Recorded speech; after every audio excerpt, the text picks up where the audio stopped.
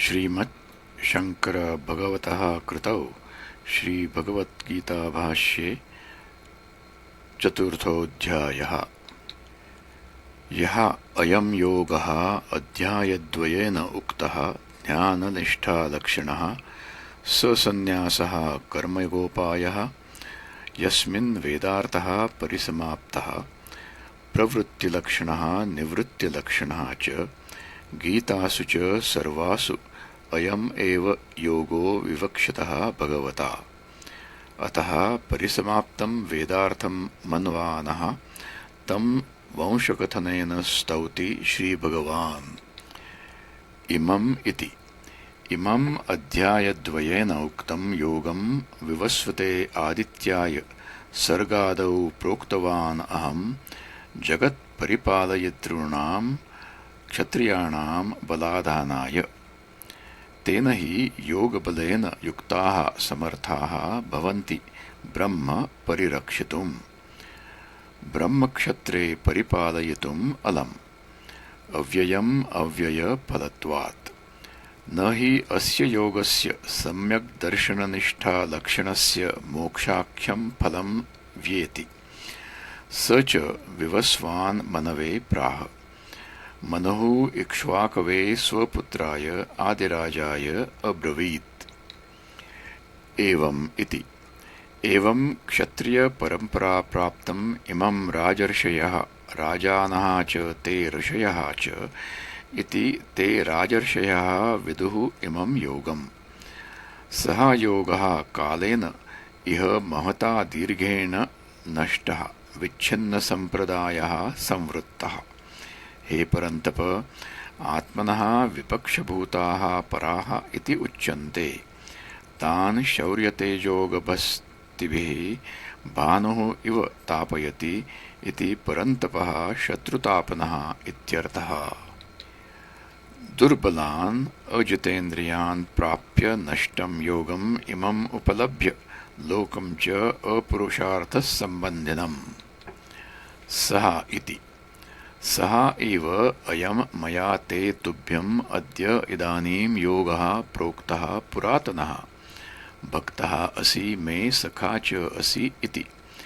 रहस्यं हि यस्मात् एतत् उत्तमं योगज्ञानम् इत्यर्थः।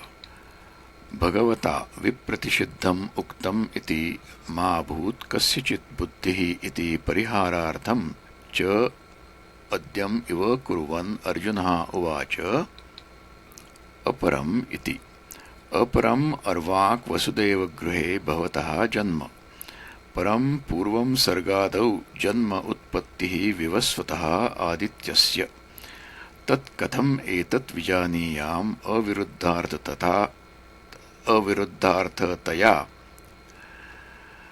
यः त्वमेव आदौ प्रोक्तवान् इमं योगं सः एव इदानीं मह्यं प्रोक्तवान् असि इति। या वासुदेवे अनीश्वरा सर्वज्ञाशङ्का मूर्खाणां तां परिहरन् श्रीभगवानुवाच। यदर्थः हि अर्जुनस्य प्रश्नः। बहूनि इति बहूनि मे मम व्यतीतानि अतिक्रान्तानि जन्मानि तव च हे अर्जुन। तानि अहं वेद जाने सर्वाणि न त्वं वेत्थ न जानीषे धर्माधर्मादि प्रतिबद्ध ज्ञानशक्तित्वात्। अहं पुनः नित्यशुद्धबुद्ध मुक्तस्वभावत्वात् अनावरणज्ञानशक्तिः इति वेद अहं हे परन्तप। कथं तर्हि तव नित्येश्वरस्य धर्माधर्माभावे अपि जन्म इति उच्यते।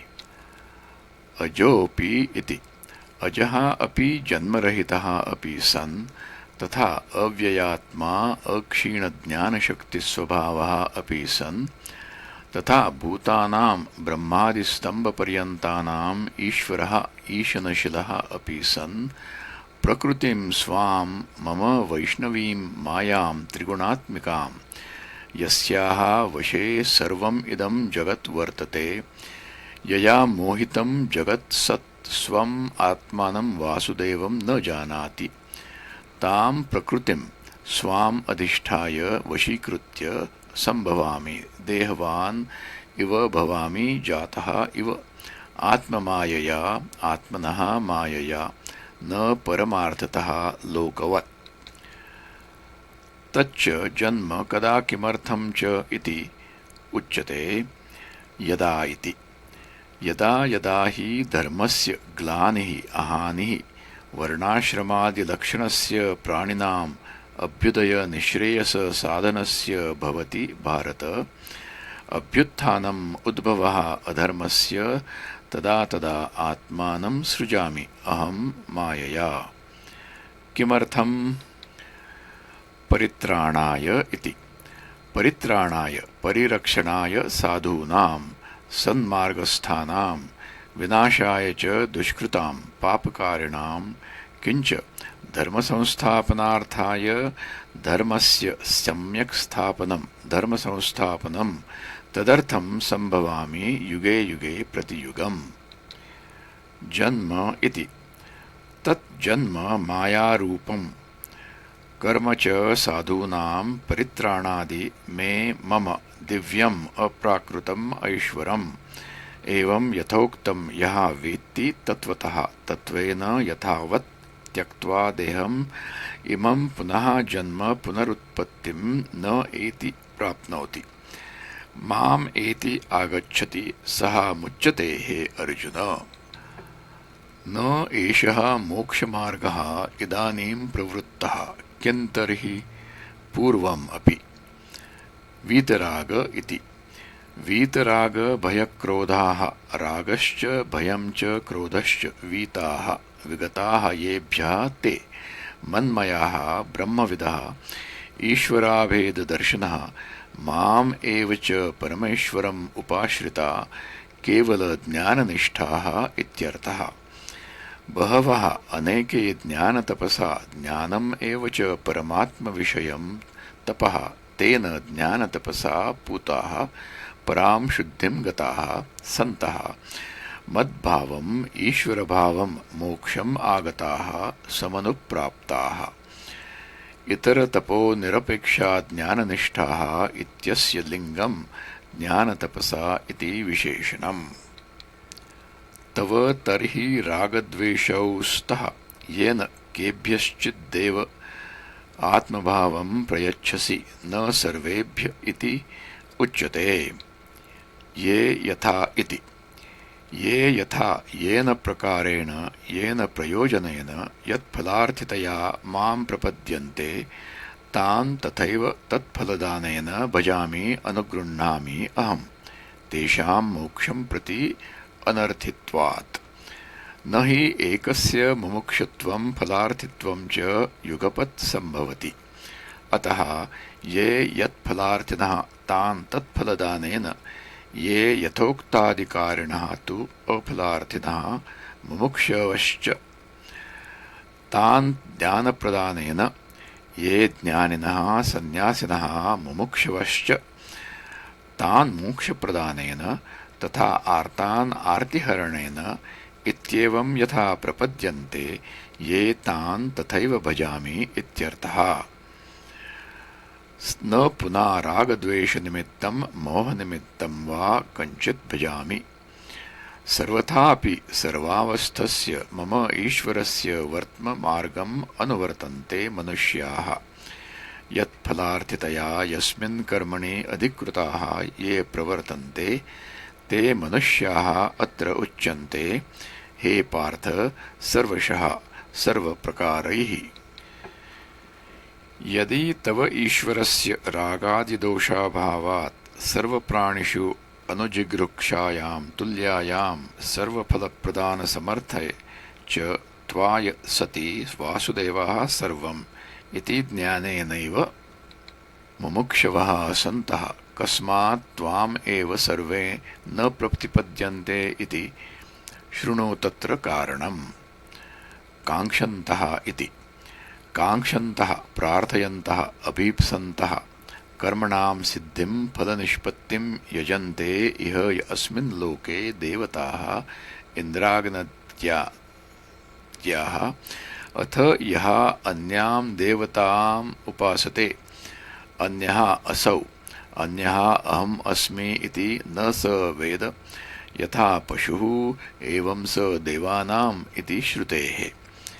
तेषां हि भिन्नदेवतायाजनां फलाकाङ्क्षिणां क्षिप्रं शीघ्रं हि यस्मात् मानुषे लोके मनुष्यलोके हि शास्त्राधिकारः। क्षिप्रं हि मानुषे लोके इति विशेषणात् अन्येषु अपि कर्मफलसिद्धिं दर्शयति भगवान्। मानुषे लोके वर्णाश्रमादिकर्माधिकारः इति विशेषः। तेषाञ्च वर्णाश्रमाधिकारिणां कर्मणां फलसिद्धिः भवति कर्मजा कर्मणो जाताः। मानुष एव लोके वर्णाश्रमादिकर्माधिकारः न अन्येषु लोकेषु इति नियमः किन्निमित्तः इति। अथवा वर्णाश्रमादि प्रविभागोपेताः मनुष्याः मम वर्त्मम् अनुवर्तन्ते सर्वशः इत्युक्तम्। कस्मात् पुनः कारणात् नियमेन तवैव वर्त्म अनुवर्तन्ते न अन्यस्य इति उच्यते। चातुर्वर्ण्यम् इति। चत्वारः एव वर्णाः चातुर्वर्ण्यं मया ईश्वरेण सृष्टम् उत्पादितं ब्राह्मणोऽस्य मुखम् आसीत्। गुणकर्मविभागशः गुणविभागशः कर्मविभागशः च। गुणाः सत्त्वरजस्तमांसि। तत्र सात्विकस्य सत्त्वप्रधानस्य ब्राह्मणस्य शमोदमस्तपः इत्यादीनि कर्माणि। सत्त्व उपसर्जनरजः प्रधानस्य क्षत्रियस्य शौर्यतेजः प्रभृतीनि कर्माणि। तम उपसर्जनरजप्रधानस्य वैश्यस्य कृष्यादीनि कर्माणि।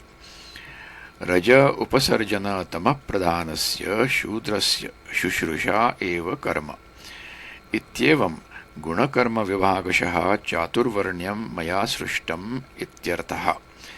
तच्च इदं चातुर्वर्ण्यं न अन्येषु लोकेषु अतः मानुषे लोके इति विशेषणम्। हन्त तर्हि चातुर्वर्ण्यस्य सर्गादेः कर्मणः कर्तृत्वात् तत्फलेन युज्यसे। अतः न त्वं नित्यमुक्तः नित्येश्वरश्च इति उच्यते। यद्यपि मायासंव्यवहारेण तस्य कर्मणः कर्तारम् अपि सन्तं मां परमार्थतः विद्धि अकर्तारम्। अतः एव अव्ययम् असंसारिणं च मां विद्धि।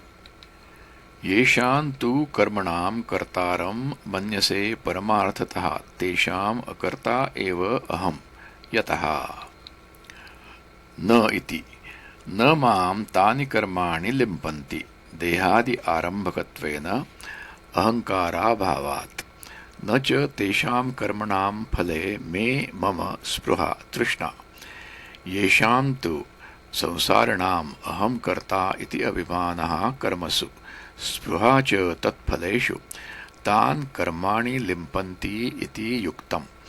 तत् अभावात् न मां कर्माणि लिम्पन्ति इति। एवं यः अन्यः अपि माम् आत्मत्वेन अभिजानाति न अहं कर्ता न मे कर्मफले स्पृहा इति सः कर्मभिः न बध्यते। तस्यापि न देहादि आरम्भकाणि कर्माणि भवन्ति इत्यर्थः। न अहं कर्ता न मे कर्मफले स्पृहा इति। एवम् इति। एवं ज्ञात्वा कृतं कर्म पूर्वैः अपि अतिक्रान्तैः मुमुक्षुभिः कुरु तेन एव त्वं न तूष्णीम् आसनं नापि सन्न्यासः कर्तव्यः। तस्मात् त्वं पूर्वैः अपि अनुष्ठितत्वात् यदि अज्ञः अनात्मज्ञः तदा आत्मशुद्ध्यर्थं तत्त्ववित् चेत् लोकसंग्रहार्थं पूर्वैः जनकादिभिः पूर्वतरं कृतं न अधुना तनं कृतं निर्वर्तितम्। तत्र कर्म चेत् कर्तव्यं त्वद्वचनात् एव करोमि अहम्। किं विशेषितेन पूर्वैः पूर्वतरं कृतम् इति उच्यते। यस्मात् महत् वैषम्यं कर्मणि। कथं? किं कर्म इति। किं कर्म किंच अकर्म इति कवयः मेधाविनः अपि अत्र अस्मिन् कर्मादिविषये मोहिताः मोहं गताः। तत् अतः ते तुभ्यम् अहं कर्म अकर्म च प्रवक्ष्यामि, यत् ज्ञात्वा विदित्वा कर्मादि मोक्षसे अशुभात् संसारात्। न च एवं त्वया मन्तव्यम्। कर्म नाम देहादिचेष्टा लोकप्रसिद्धम्, अकर्म नाम तत् अक्रिया तूष्णीम् आसनम्, किं तत्र बोद्धव्यम् इति। कस्मात् उच्यते कर्मणः इति। कर्मणः शास्त्रविहितस्य हि यस्मात् अपि अस्ति बोद्धव्यम्, बोद्धव्यम् च अस्ति एव विकर्मणः प्रतिषिद्धस्य। तथा अकर्मणः च तूष्णीभावस्य बोद्धव्यम् अस्ति इति त्रिष्वपि अध्याहारः कर्तव्यः। यस्मात् गहना विषमा दुर्ज्ञेया। कर्मणः इति उपलक्षणार्थं कर्मादिनां कर्माकर्म विकर्मणां गतिः याथात्म्यं तत्त्वम् इत्यर्थः। किं पुनः तत्त्वं कर्मादेः यत् बोद्धव्यं वक्ष्यामि इति प्रतिज्ञातम् उच्यते कर्मणि इति। कर्माणि क्रियते इति कर्म व्यापारमात्रम्। तस्मिन् कर्मणि अकर्म कर्माभावं यः पश्येत्, अकर्मणि च कर्माभावे कर्तृतन्त्रत्वात् प्रवृत्तिनिवृत्त्योः वस्तु अप्राप्य एव हि सर्वः एव क्रियाकारकादिव्यवहारः अविद्याभूमौ एव। कर्म यः पश्यति सः बुद्धिमान् मनुष्येषु, सः युक्तः योगी च, कृत्स्नः कर्मकृत् समस्तकर्मकृत् च सः इति स्तूयते कर्म अकर्मणोः इतरेतरदर्शी। ननु किम् इदं विरुद्धम् उच्यते कर्मणि अकर्म यः पश्येत् इति, अकर्मणि च कर्म इति। न हि कर्म अकर्म स्यात्, अकर्म वा कर्म। तत्र विरुद्धं कथं पश्येत् द्रष्टा। न अकर्म एव परमार्थतः सत् कर्मवत् अवभासते मूढदृष्टेः लोकस्य, तथा कर्म एव अकर्मवत्। तत्र यथाभूतदर्शनार्थम् आह भगवान् कर्मण्यकर्म यः पश्येत् इत्यादि। अतः न विरुद्धम्। बुद्धिमत्वाद् उपपत्तेश्च बोद्धव्यम् इति च यथाभूतदर्शनम् उच्यते। न च विपरीतज्ञानात् अशुभात् मोक्षणं स्यात्, यत् ज्ञात्वा मोक्षसे अशुभात् इति च उक्तम्। तस्मात् कर्माकर्मणि विपर्ययेन गृहीते प्राणिभिः तद्विपर्यग्रहणनिवृत्त्यर्थं भगवतः वचनं कर्मणि अकर्म यः इत्यादि। न च अत्र कर्माधिकरणम् अकर्म अस्ति कुण्डे बदराणि इव। नापि अकर्माधिकरणं कर्म कर्माभावत्वात् अकर्मणः। अतः विपरीतगृहीते एव कर्माकर्मणि लौकिकैः, यथा मृगतृष्णिकायाम् उदकं शुक्तिकायां वा रजतम्। ननु कर्म कर्मैव सर्वेषां न क्वचित् व्यभिचरति तत् न। नौस्थस्य नाविगच्छन्त्यां तटस्थेषु अगतिषु नगेषु प्रतिकूलगतिदर्शनात् दूरेषु चक्षुषा असन्निकृष्टेषु गच्छत्सु गत्यभावदर्शनात् एवम् इह अपि अकर्मणि कर्मदर्शनं कर्मणि च अकर्मदर्शनं येन तन्निराकारणार्थम् उच्यते कर्मणि कर्म यः पश्येत् इत्यादि। तत् एतत् उक्तप्रतिवचनम् अपि असकृत् अत्यन्तविपरीतदर्शनभाविततया मोमुह्यमानो लोकः श्रुतम् अपि असकृत् तत्त्वं विस्मृत्य मिथ्याप्रसङ्गम् अवतार्य च उदयति इति पुनः पुनः उत्तरम् आह भगवान्। दुर्विज्ञेयत्वं च आलक्ष्य वस्तुनः।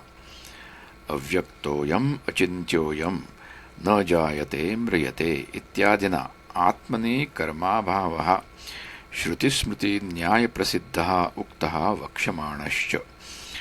तस्मिन् कर्माभावे अकर्मणि कर्मविपरीतदर्शनम् अत्यन्तनिरूढम्।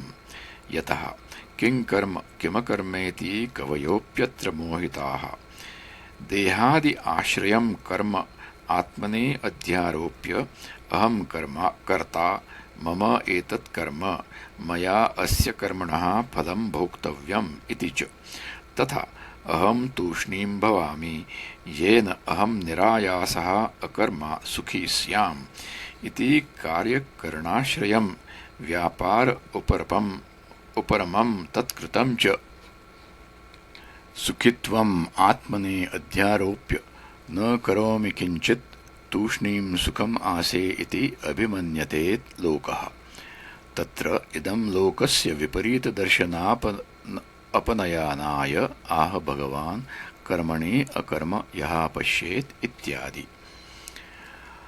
अत्र च कर्म कर्मैव सत् कार्यकरणाश्रयं कर्मरहिते अविक्रिये आत्मनि सर्वैः अध्यस्तम्। यतः पण्डितः अपि अहं करोमि इति मन्यते।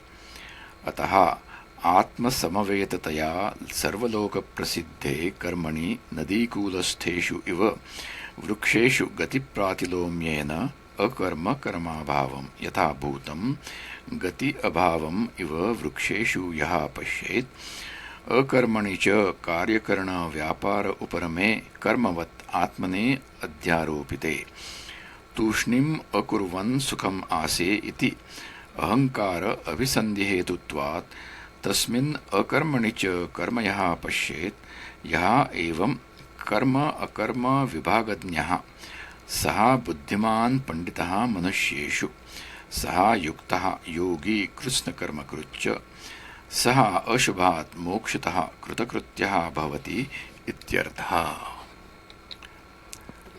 अयं श्लोकः अन्यथा व्याख्यातः कैश्चित् कथं नित्यानां किल कर्मणाम् ईश्वरार्थत्वेन अनुष्ठीयमानानां फलाभावात् अकर्माणि तानि उच्यन्ते गौण्या वृत्त्या तेषाञ्च अकरणम् अकर्म तच्च प्रत्यवायफलत्वात् कर्म उच्यते गौण्यैव वृत्त्या।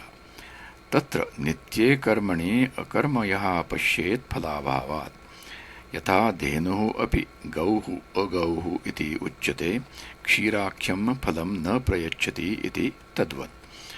तथा नित्याकरणे तु अकर्मणि च कर्म यः पश्येत् नरकादि प्रत्यवायफलं प्रयच्छति इति।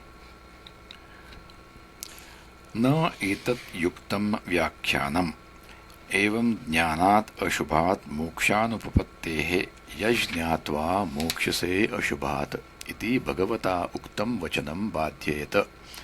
कथं नित्यानाम् अनुष्ठानात् अशुभात् स्यात् नाम मोक्षणं न तु तेषां फलाभावज्ञानात्।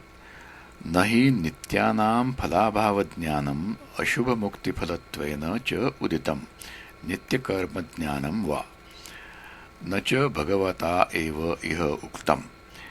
एतेन अकर्मणि कर्मदर्शनं प्रत्युक्तम्। न हि अकर्मणि कर्म इति दर्शनं कर्तव्यतया इह च उद्यते नित्यस्य तु कर्तव्यता मात्रम्। न च अकरणात् नित्यस्य प्रत्यवायः भवति इति विज्ञानात् किञ्चित् फलं स्यात्। नापि नित्याकरणं ज्ञेयत्वेन चोदितम् नापि कर्म अकर्म इति मिथ्यादर्शनात् अशुभात् मोक्षणं बुद्धिमत्वं युक्तता कृत्स्नकर्म कृत्वादि च फलम् उपपद्यते स्तुतिर्वा। मिथ्याज्ञानम् एव हि साक्षात् अशुभस्वरूपम्। कुतः अन्यस्मात् अशुभात् मोक्षणं न हि तमः तमसः निवर्तकं भवति। ननु कर्मणि यत् अकर्मदर्शनम् अकर्मणि वा कर्मदर्शनं न तत् मिथ्याज्ञानं किं तर्हि गौणं फलभावाभावनिमित्तं न।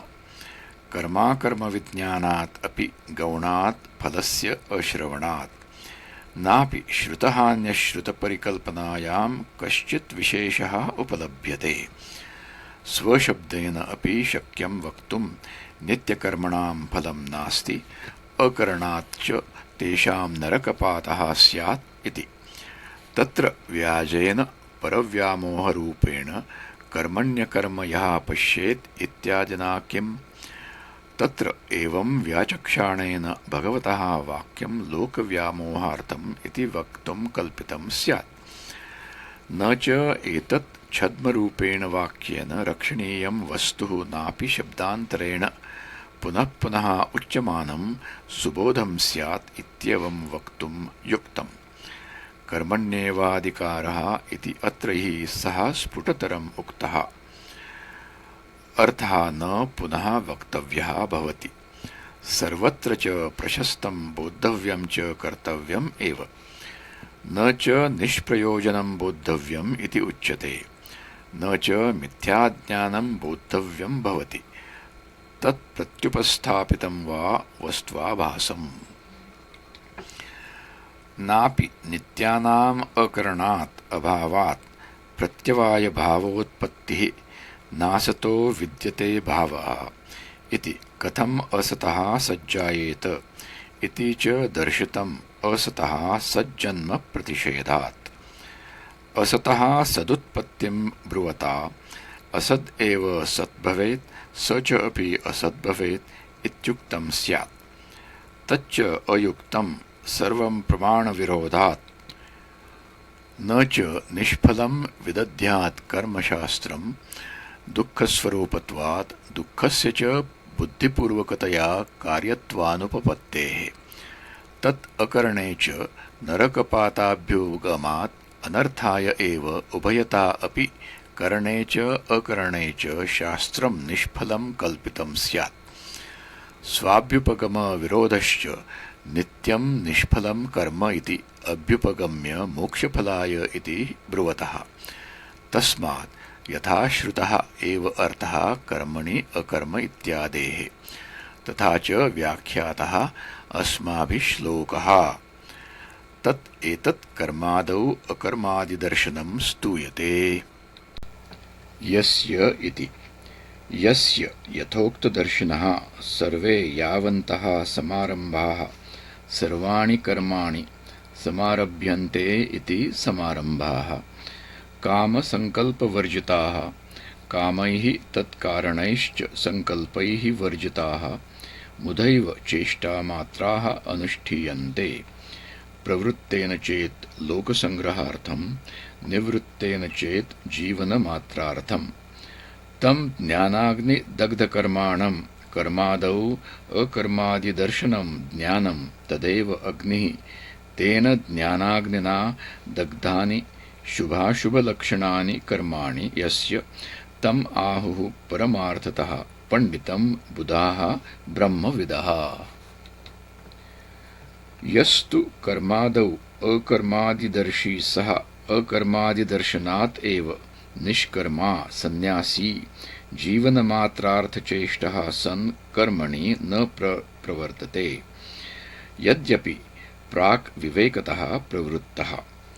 यस्तु प्रारब्धकर्मा सन् उत्तरकालम् उत्पन्नात्मसम्यग्दर्शनः स्यात् स सर्वकर्मणि प्रयोजनम् अपश्यन् ससाधनं कर्म परित्यजति एव। स कुतश्चित् कर्मपरित्यागासम्भवे सति कर्मणि तत्फले च सङ्गरहिततया स्वप्रयोजनाभावात् लोकसङ्ग्रहार्थं पूर्ववत् कर्मणि प्रवृत्तः अपि नैव किञ्चित् करोति। ज्ञानाग्निदग्धकर्मत्वात् तदीयं कर्म अकर्म एव सम्पद्यते इति एतम् अर्थं दर्शयिष्यन् आह। त्यक्त्वा इति त्यक्त्वा कर्मसु अभिमानं फलासङ्गं च यथोक्तेन ज्ञानेन नित्यतृप्तः निराकाङ्क्षो विषयेषु इत्यर्थः। निराश्रयः आश्रयरहितः। आश्रयः नाम यत् आश्रित्य पुरुषार्थं सिसाधयिष्यति दृष्टादृष्टेष्टफलसाधनाश्रयरहितः इत्यर्थः। विदुषा क्रियमाणं कर्म परमार्थतः अकर्म एव तस्य निष्क्रियात्मदर्शनसम्पन्नत्वात्। तेन एवं भूतेन स्वप्रयोजनाभावात् ससाधनं कर्म परित्यक्तव्यम् एव इति प्राप्ते ततः निर्गमासंभवात् लोकसंग्रहचिकीर्षया शिष्टविगर्हणादिपरिजिहीर्षया वा पूर्ववत् कर्मणि अभिप्रवृत्तः अपि निष्क्रियात्मदर्शनसम्पन्नत्वात् नैव किञ्चित् करोति सः। यः पुनः पूर्वोक्तविपरीतः प्राग् एव कर्मारम्भात् ब्रह्मणि सर्वान्तरे प्रत्यगात्मनि निष्क्रिये सञ्जातात्मदर्शनः स दृष्टादृष्टैष्टविषयाशीर्विवर्जिततया दृष्टादृष्टार्थे कर्मणि प्रयोजनम् अपश्यन् ससाधनं कर्म सन्न्यस्य शरीरयात्रामात्रचेष्टः यतिः ज्ञाननिष्ठः मुच्यते इति एतम् अर्थं दर्शयितुम् आह। निराशीः इति।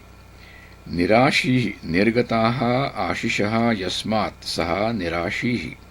यतचित्तात्मा चित्तम् अन्तःकरणम् आत्मा बाह्यः कार्यकरणसङ्गातः तौ उभौ अपि यतौ संयतौ येन सः त्यक्तसर्वपरिग्रहः त्यक्तः सर्वः परिग्रहः येन सः शारीरं शरीरस्थितिमात्रप्रयोजनं केवलं तत्रापि अभिमानवर्जितं कर्म कुर्वन् न आप्नोति न प्राप्नोति किल्बिषं पापम् अनिष्टरूपं धर्मं च।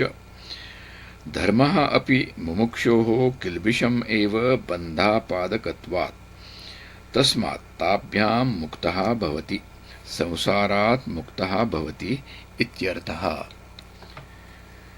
किञ्च शारीरं केवलं कर्म इत्यत्र किं शरीरनिर्वर्त्यं शारीरं कर्म अभिप्रेतम् आहोस्वित् शरीरस्थितिमात्रप्रयोजनं शारीरं कर्म इति।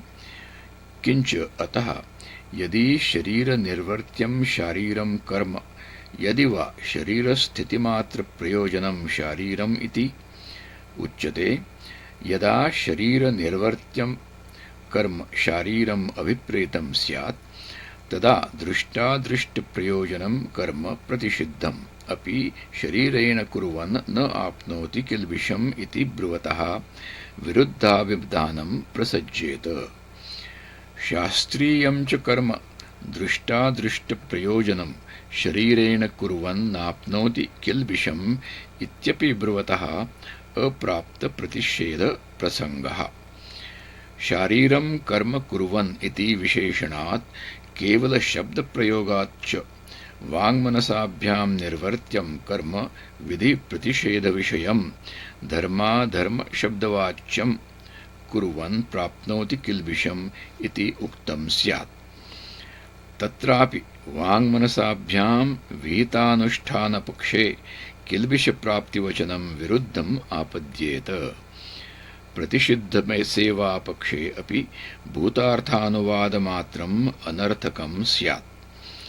यदा तु शरीरस्थितिमात्रप्रयोजनं शारीरं कर्म अभिप्रेतं भवेत् तदा दृष्टादृष्टप्रयोजनं कर्म विधिप्रतिषेधगम्यं शरीरवाङ्मनो निर्वर्त्यम् अन्यत् अकुर्वन् तैः एव शरीरादिभिः शरीरस्थितिमात्रप्रयोजनं केवलशब्दप्रयोगात् अहं करोमि इति अभिमानवर्जितः शरीरादिचेष्टामात्रं लोकदृष्ट्या कुर्वन् न आप्नोति किल्बिषम्। एवं भूतस्य पापशब्दवाच्य किल्बिषप्राप्त्य संभवात् किल्बिषं संसारं न प्राप्नोति ज्ञानाग्निदग्ध सर्वकर्मत्वात् अप्रतिबन्धेन मुच्यते एव इति पूर्वोक्त सम्यक् दर्शनफलानुवादः एव एषः। एवं शारीरं केवलं कर्म इत्यस्य अर्थस्य परिग्रहे निरवध्यं भवति। त्यक्त सर्वपरिग्रहस्य यतेः अन्नादेः शरीरस्थितिहेतोः परिग्रहस्य अभावात् याचनादिना शरीरस्थितिकर्तव्यतायां प्राप्तायाम् अयाचितम् असंक्लृप्तम् उपपन्नं यदृच्छया इत्यादिना वचनेन अनुज्ञातं यतेः शरीरस्थितिहेतोः अन्नादेः प्राप्तिद्वारम् आविष्कुर्वन् आह।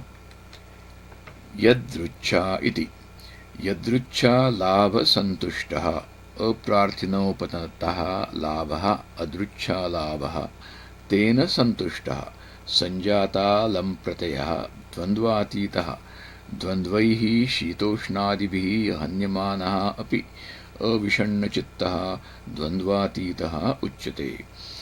विमत्सरः विगतमत्सरः निर्वैरबुद्धिः समः तुल्यः यदृच्छालाभस्य सिद्धौ असिद्धौ च। यः एवं भूतो यतिः अन्नादेः शरीरस्थितिहेतोः लाभालाभयोः समः हर्षविषादवर्जितः कर्मादौ अकर्मादिदर्शी यथा भूतात्मदर्शननिष्ठः सन् शरीरस्थितिमात्रप्रयोजने भिक्षाटनादिकर्मणि शरीरादिनिर्वर्त्ये नैव किञ्चित् करोम्यहम् गुणा गुणेषु वर्तन्ते इत्येवं सदा यदा सम्परिचक्षाणः आत्मनः कर्तृत्वाभावं पश्यन् नैव किञ्चित् भिक्षाटनादिकं कर्म करोति लोकव्यवहारसामान्यदर्शनेन तु लौकिकैः आरोपितकर्तृत्वे भिक्षाटनादौ कर्मणि कर्ता भवति।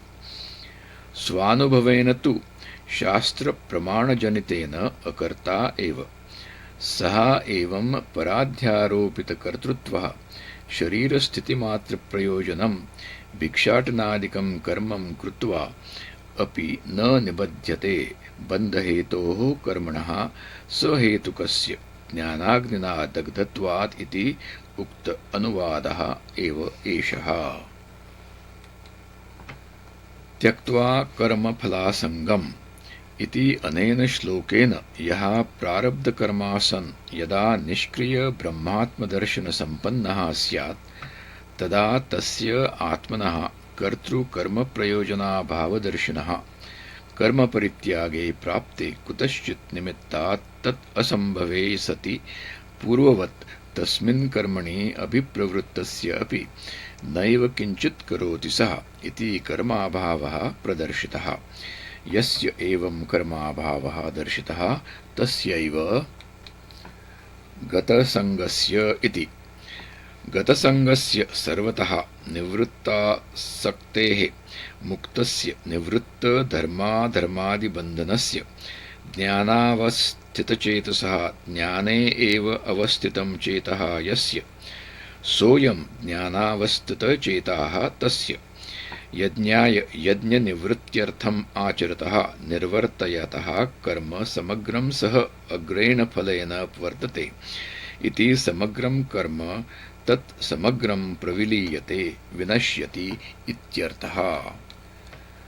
कस्मात् पुनः कारणात् क्रियमाणं कर्म स्वकार्यारम्भम् अकुर्वन् समग्रं प्रविलीयते इति उच्यते। यतः ब्रह्म इति ब्रह्म अर्पणं येन करणेन ब्रह्मवित् हविः अग्नौ अर्पयति तत् ब्रह्मैव इति पश्यति। तस्य आत्मव्यतिरेकेन अभावं पश्यति यथा शुक्तिकायां रजताभावं पश्यति तत् उच्यते ब्रह्मैव अर्पणम् इति। यथा यत् रजतं तत् शुक्तिका एव इति। ब्रह्म अर्पणम् इति असमस्ते पदे यत् अर्पणबुद्ध्या गृह्यते लोके तत् अस्य ब्रह्मविदः ब्रह्मैव इत्यर्थः। ब्रह्म हविः तथा यत् हविर्बुद्ध्या गृह्यमाणं तत् ब्रह्मैव अस्य। तथा ब्रह्माग्नौ इति समस्तं पदम्। अग्निः अपि ब्रह्मैव। यत्र हूयते ब्रह्मणा कर्त्रा ब्रह्मैव कर्ता इत्यर्थः। यत् तेन हुतं हवनक्रिया तत् ब्रह्म एव। यत् तेन गन्तव्यं फलं तदपि ब्रह्मैव। ब्रह्मकर्म समाधिना ब्रह्मैव कर्म ब्रह्मकर्म तस्मिन् समाधिः यस्य स ब्रह्मकर्म समाधिः। तेन ब्रह्मकर्म समाधिना ब्रह्मैव गन्तव्यम्। एवं लोकसंग्रह चिकीर्षुणा अपि क्रियमाणं कर्म परमार्थतः अकर्म ब्रह्मबुद्ध्युपमृदितत्वात्। निवृत्तकर्मणः अपि सर्वकर्मसन्न्यासिनः सम्यक् दर्शनस्तुत्यर्थं यज्ञत्वसम्पादनं ज्ञानस्य सुतराम् उपपद्यते। यत् अर्पणादि अधियज्ञे प्रसिद्धं तत् अस्य अध्यात्मं ब्रह्मैव परमार्थदर्शिनः इति। अन्यथा सर्वस्य ब्रह्मत्वे अर्पणादीनाम् एव विशेषतः ब्रह्मत्वाभिधानम् अनर्थकं स्यात्। तस्मात् ब्रह्मैव इदं सर्वम् इति जानतः विदुषः कर्माभावः कारकबुद्धि अभावाच्च। न हि कारकबुद्धिरहितं यज्ञाख्यं कर्म दृष्टम्। सर्वम् एव अग्निहोत्रादिकं कर्म शब्दसमर्पितदेवताविशेषसम्प्रदानादिकारकबुद्धिमत् कर्तृभिमानफलाभिसन्धिमत् च दृष्टम्। न उपमृदितक्रियाकारकफलभेदबुद्धिमत् कर्तृत्वाभिमानफलाभिसन्धिरहितं वा। इदन्तु ब्रह्मबुद्धि उपमृदितार्पण आदि कारकक्रियाफलभेदबुद्धिः कर्म, अतः अकर्म एव तत्। तथा च दर्शितं कर्मण्यकर्म यः पश्येत् कर्मणि प्रवृत्तः अपि नैव किञ्चित् करोति सः गुणागुणेषु वर्तन्ते नैव किञ्चित् करोमि इति युक्तः मन्येत तत्त्ववित् इत्यादिभिः। तथा च दर्शयन् तत्र तत्र क्रियाकारकफलभेद बुद्धि उपमर्दनं करोति। दृष्टा च काम्याग्निहोत्रादौ कामोपमर्देन काम्याग्निहोत्रादिहानिः। तथा मतिपूर्वकादीनां कर्मणां कार्यविशेषस्य आरम्भकत्वं दृष्टम्। तथा इह अपि ब्रह्मबुद्धि उपमृदित अर्पणादि कारकक्रियाफलभेदबुद्धेः बाह्यचेष्टामात्रेण कर्म अपि विदुषः अकर्म सम्पद्यते। अतः उक्तं समग्रं प्रविलीयते इति। अत्र केचित् आहुः यत् ब्रह्म तत् अर्पणादीनि। ब्रह्मैव किल अर्पणादिना पञ्चविधेन कारकात्मना व्यवस्थितं सत् तदेव कर्म करोति। तत्र न अर्पणादिबुद्धिः निवर्त्यते, किन्तु अर्पणादिषु ब्रह्मबुद्धिः आधीयते। यथा प्रतिमादौ विष्णुवादिबुद्धिः यथा वा नामादौ ब्रह्मबुद्धिः एवम् इति। सत्यम् एवम् अपि स्यात् यदि ज्ञानयज्ञस्तुत्यर्थं प्रकरणं न स्यात्। अत्र तु सम्यक् दर्शनं ज्ञानयज्ञशब्दितम् अनेकान् यज्ञशब्दितान् क्रियाविशेषान् उपन्यस्य श्रेयान् द्रव्यमयाद्यज्ञात् ज्ञानयज्ञः इति ज्ञानं स्तौति। अत्र च समर्थम् इदं वचनं ब्रह्मार्पणम् इत्यादि ज्ञानस्य यज्ञत्वसम्पादने इत्युक्तम्। ये तु अर्पणादिषु प्रतिमायां विष्णुदृष्टिवत् ब्रह्मदृष्टिः क्षिप्यते नामादिषु इव च ब्रुवते न तेषां ब्रह्मविद्या उक्ता इह विवक्षिता स्यात् अर्पणादिविषयत्वात् ज्ञानस्य। न च दृष्टिसम्पादनज्ञानेन मोक्षफलं प्राप्यते, ब्रह्मैव तेन गन्तव्यम् इति च उच्यते। विरुद्धं च सम्यक् दर्शनम् अन्तरेण मोक्षफलं प्राप्यते इति। प्रकृतविरोधश्च सम्यक् दर्शनं च प्रकृतं कर्मण्यकर्म यः पश्येत् इत्यत्र। अन्ते च सम्यक् दर्शनस्य एव उपसंहारात्। श्रेयान् द्रव्यमयाद्यज्ञात् ज्ञानयज्ञः परन्तप ज्ञानं लब्ध्वा परां शान्तिम् इत्यादिना सम्यक् दर्शनस्तुतिम् एव कुर्वन् उपक्षीणः अध्यायः। तत्र अकस्मात् अर्पणादौ ब्रह्मदृष्टिः अप्रकरणे प्रतिमायाम् इव विष्णुदृष्टिः उच्यते इति अनुपपन्नम्। तस्मात् यथाव्याख्यातार्थः एव अयं श्लोकः। तत्र अधुना सम्यक् दर्शनस्य यज्ञत्वं सम्पाद्य तत्स्तुत्यर्थम् अन्ये अपि यज्ञाः उपक्षिप्यन्ते दैवमेव इत्यादिना। दैवमेव अति दैवमेव देवा इज्यन्ते येन यज्ञेन असौ दैवो यज्ञः तमेव अपरे यज्ञं योगिनः कर्मिणः पर्युपासते कुर्वन्ति इत्यर्थः।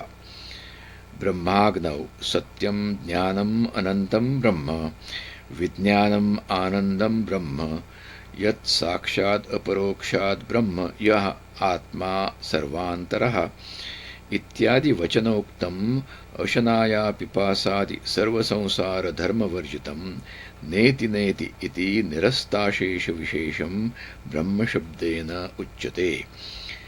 ब्रह्म च तत् अग्निश्च सः होमादिकरणत्वविवक्षया ब्रह्म अग्निः तस्मिन् ब्रह्माग्नौ अपरे अन्ये ब्रह्मविदः यज्ञं यज्ञशब्दवाच्यः आत्मा आत्मनाम् असु यज्ञशब्दस्य पाठात् तम् आत्मानं यज्ञं परमार्थतः परमेव ब्रह्म सन्तं बुद्ध्याद्युत्पादिसंयुक्तम् अध्यस्तसर्वोपाधिधर्मकम् आहुतिरूपं यज्ञेन एव आत्मना एव उक्तलक्षणेन उपजुह्वति प्रक्षिपन्ति स उपाधिकस्य आत्मनः निरुपाधिकेन परब्रह्मस्वरूपेण एव यद्दर्शनं स तस्मिन् होमः तं कुर्वन्ति ब्रह्मात्मैकदर्शननिष्ठाः सन्न्यासिनः इति अर्थः। सोऽयं सम्यग्दर्शनलक्षणः यज्ञः दैवयज्ञादिषु यज्ञेषु उपक्षिप्यते ब्रह्मार्पणम् इत्यादिश्लोकैः प्रस्तुतः। श्रेयान् द्रव्यमयात् यज्ञात् ज्ञानयज्ञः परन्तप इत्यादिना स्तुत्यर्थम्। श्रोत्रादीनि इति श्रोत्रादीनि इन्द्रियाणि अन्ये योगिनः संयमाग्निषु प्रतीन्द्रियं संयमो भिद्यते इति बहुवचनं संयमा एव अग्नयः तेषु जुह्वति इन्द्रियसंयमम् एव कुर्वन्ति इत्यर्थः। शब्दादीन् विषयान् अन्ये इन्द्रियाग्निषु इन्द्रियाणि एव अग्नयः तेषु इन्द्रियाग्निषु जुह्वति श्रोत्रादिभिः अविरुद्धविषयग्रहणं होमं मन्यन्ते। किञ्च सर्वाणि इति सर्वाणि इन्द्रियकर्माणि इन्द्रियाणां कर्माणि इन्द्रियकर्माणि तथा प्राणकर्माणि प्राणः वायुः आध्यात्मिकः तत्कर्माणि आकुञ्चन प्रसारणादीनि तानि च अपरे आत्मसंयमयोगाग्नौ आत्मनि संयमः आत्मसंयमः स एव योगाग्निः तस्मिन् आत्मसंयमयोगाग्नौ जुह्वति प्रक्षिपन्ति ज्ञानदीपिते स्नेहेन इव प्रदीपे विवेकविज्ञानेन उज्ज्वलभावम् आपादिते जुह्वति प्रविलापयन्ति इत्यर्थः। द्रव्य इति द्रव्ययज्ञाः तीर्थेषु द्रव्यविनियोगं यज्ञबुद्ध्या कुर्वन्ति ये ते द्रव्ययज्ञाः। तपोयज्ञाः तपः यज्ञः येषां तपस्विनां ते तपोयज्ञाः। योगयज्ञाः प्राणायामप्रत्याहारादिलक्षणः योगः यज्ञः येषां ते योगयज्ञाः। तथा अपरे स्वाध्यायज्ञानयज्ञाः च स्वाध्यायः यथाविधि ऋग्गाद्य अभ्यासः यज्ञः येषां ते स्वाध्याययज्ञाः। ज्ञानयज्ञाः ज्ञानं शास्त्रार्थपरिज्ञानं यज्ञः येषां ते ज्ञानयज्ञाः च। यतयः यतनशीलाः संशितव्रताः सम्यक्शितानि तनूकृतानि तीक्ष्णीकृतानि व्रतानि येषां ते संशितव्रताः।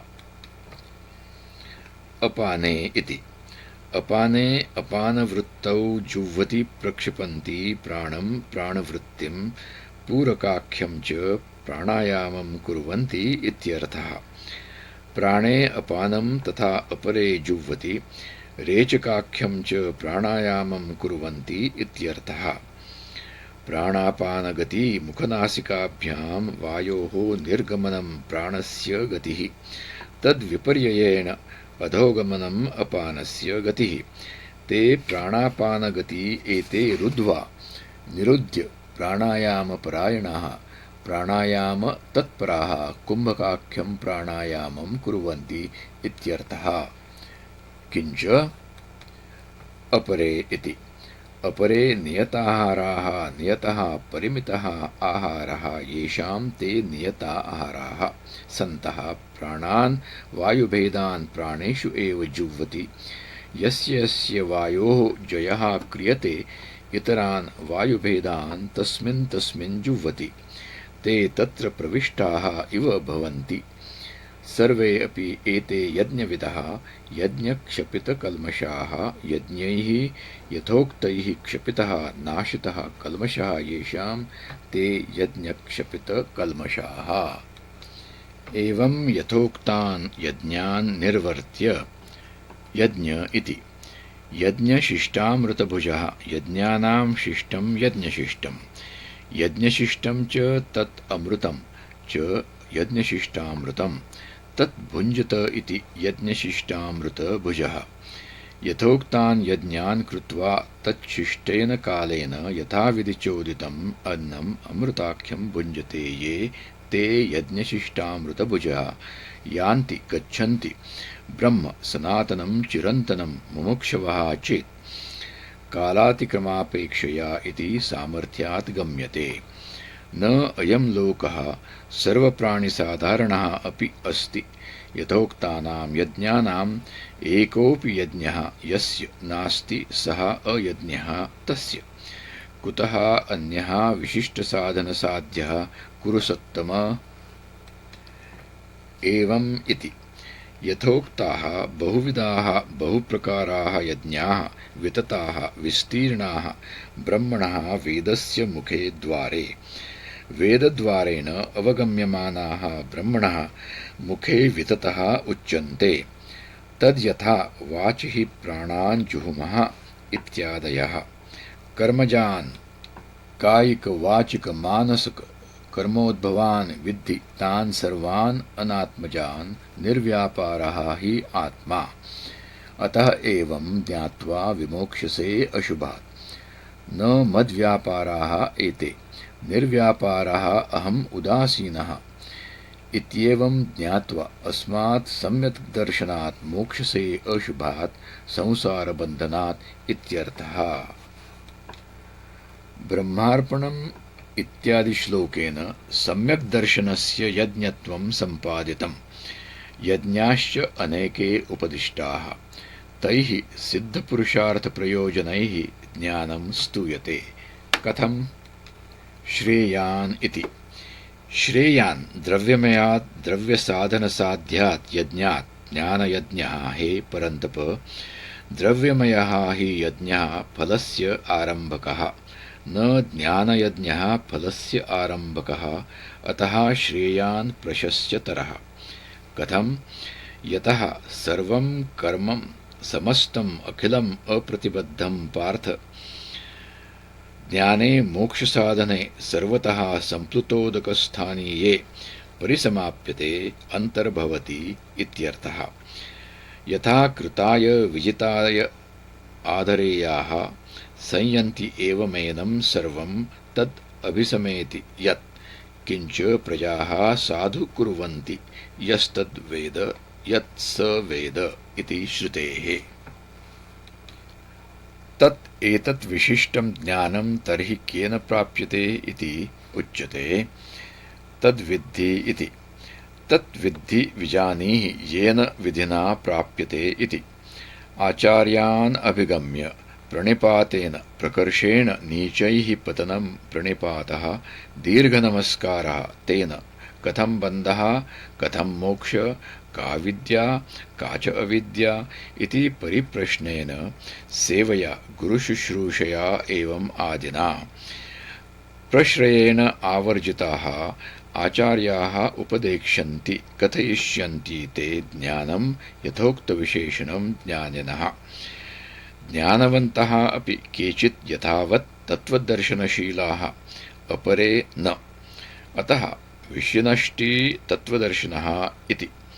ये सम्यक् दर्शिनः तैः उपदिष्टं ज्ञानं कार्यक्षमं भवति, न इतरत् इति भगवतः मतम्। तथा च सति इदम् अपि समर्थं वचनं यत् इति। यत् ज्ञात्वा यत् ज्ञानं तैः उपदिष्टम् अधिगम्य पुनः भूयः मोहम् एवं यथा इदानीं मोहं गतः असि पुनः एवं न यास्यसि हे पाण्डव। किंच येन ज्ञानेन भूतानि अशेषेण ब्रह्मादीनि स्तंभपर्यन्तानि द्रक्ष्यसि साक्षात् आत्मनि प्रत्यग आत्मनि मत्संस्थानि इति। अथोऽपि मयि वासुदेवे परमेश्वरे च इमानि इति क्षेत्रज्ञेश्वरैकत्वं सर्वोपनिषत्प्रसिद्धं द्रक्ष्यसि इत्यर्थः। किंच एतस्य ज्ञानस्य माहात्म्यम् अपि इति। अपि चेदसि पापेभ्यः पापकृद्भ्यः सर्वेभ्यः अतिशयेन पापकृत्तमः सर्वं ज्ञानप्लवेन एव ज्ञानम् एव प्लवं कृत्वा वृजिनार्णवं पापं सन्तरिष्यसि। धर्मः अपि इह मुमुक्षोः पापम् उच्यते। ज्ञानं कथं नाशयति पापम् इति सदृष्टान्तम् उच्यते। यथा इति। यथा एधांसि काष्ठानि समिद्धः सम्यक् इद्धः दीप्तः अग्निः भस्मसात् भस्मीभावं कुरुते हे अर्जुन।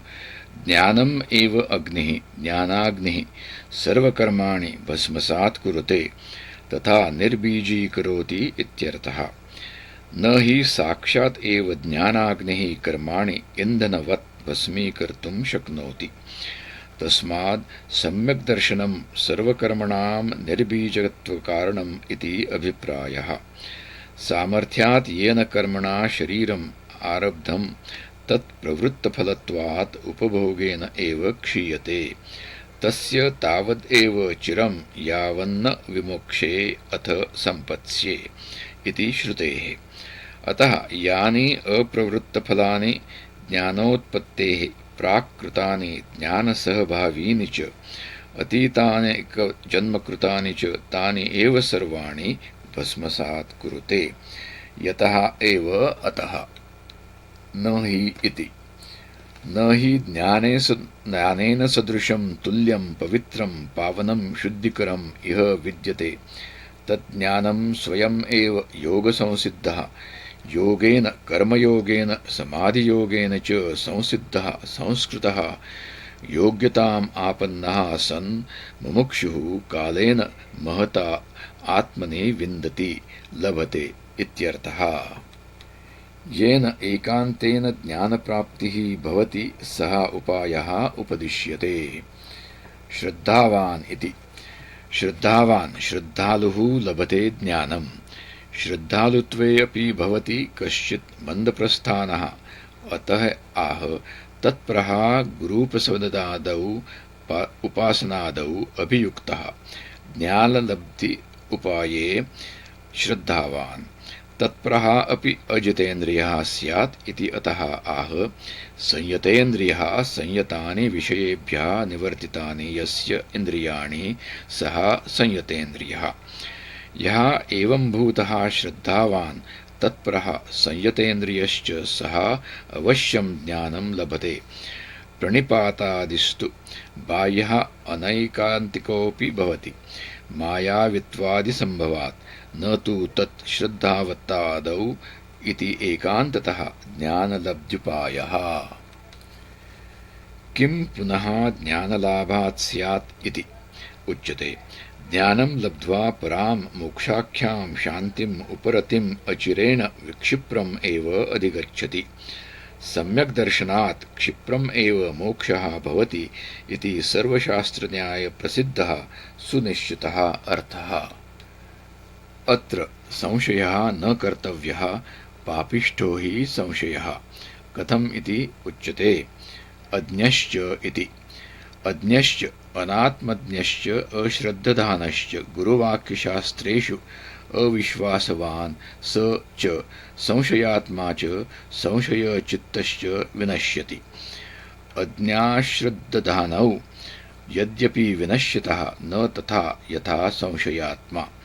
स तु पापिष्टः सर्वेषां कथं नायं साधारणः अपि लोको अस्ति तथा न परः लोकः अस्ति न सुखं तत्रापि संशयोत्पत्तेः संशयात्मनः संशयचित्तस्य तस्मात् संशयः न कर्तव्यः कस्मात् यस्मात् योग इति योगसन्न्यस्तकर्माणं परमार्थदर्शनलक्षणेन योगेन सन्न्यस्तानि कर्माणि येन परमार्थदर्शिना धर्माधर्माख्यानि तं योगसन्न्यस्तकर्माणम् कथं योगसन्न्यस्तकर्मा इति आह ज्ञानसञ्छिन्नसंशयं ज्ञानेन आत्मेश्वरैकतत्त्वदर्शनलक्षणेन सञ्छिन्नः संशयः यस्य सः ज्ञानसञ्छिन्नसंशयः यः एवं योगसन्न्यस्तकर्मा तम् आत्मवन्तम् अप्रमत्तं गुणचेष्टारूपेण दृष्टानि कर्माणि न निबध्नन्ति अनिष्टादिरूपं फलं न आरभन्ते हे धनञ्जय यस्मात् कर्मयोगानुष्ठानात् अशुद्धिक्षय हेतुक ज्ञानसञ्छिन्नसंशयः न निबध्यते कर्मभिः ज्ञानाग्निदग्धकर्मत्वाद् एव यस्माच्च ज्ञानकर्मानुष्ठानविषये संशयवान् विनश्यति तस्मात् इति तस्मात् पापिष्ठम् अज्ञानसम्भूतम् अज्ञानात् अविवेकाज्जातं हृत्स्थं हृदि बुद्धौ स्थितं ज्ञानासिना शोकमोहादिदोषहरं सम्यग्दर्शनं ज्ञानं तदेव असिः खड्गः तेन ज्ञानासिना आत्मनः स्वस्य आत्मविषयत्वात् संशयस्य न हि परस्य संशयः अपरेण चेतव्यतां प्राप्तः येन स्वस्य इति विशेष्येत अतः आत्मविषयः अपि स्वस्यैव भवति चित्वा एनं संशयं स्वविनाशहेतुभूतं योगं सम्यग्दर्शनोपायं कर्मानुष्ठानम् आतिष्ठ कुरु इत्यर्थः उत्तिष्ठ च इदानीं युद्धाय हे भारत इति श्रीमत्परमहंस परिव्राजकाचार्य गोविंद भगवत्पूज्यपाद शिष्य श्रीमच्छंकर भगवत कृतौ श्रीमद्भगवद्गीता भाष्ये ज्ञानकर्मसन्न्यासयोगः ब्रह्मयज्ञ प्रशंसा नाम चतुर्थः अध्यायः।